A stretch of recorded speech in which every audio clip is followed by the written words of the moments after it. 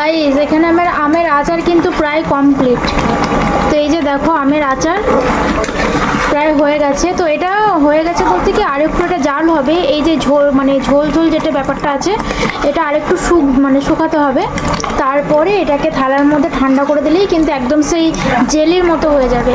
তো খুবই ভালো লাগে এই আমের আচারটা। তোমাদের কার কার ভালো লাগে বলবে, আর কার কার জিভে জল আসছে আমের আচার দেখে অবশ্যই কিন্তু বলবে। আর এই যে কয়েকটা আটি দিয়েছি, তো এগুলো কিছু মনে করো না, আটিগুলো আমি ভালো খাই, মানে আটি খেতে আমার ভালো লাগে, ওই জন্য আমি আটি কয়েকটা দিয়েছি, সব দিইনি। আর এই যে প্রায় হয়ে গেছে, আর একটুখানি হলেই 5 মিনিট মতো হলেই হয়ে যাবে। আর এটা আমি করেছি কিভাবে তোমাদের বলি।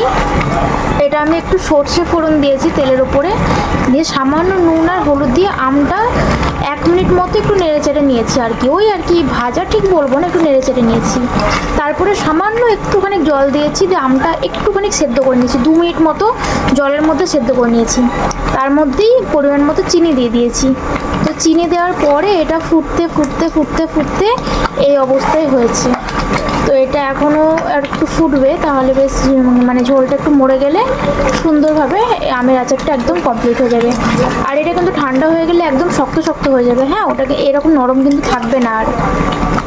তো দেখতে কেমন হয়েছে অবশ্যই তোমরা কমেন্ট করে জানাবে।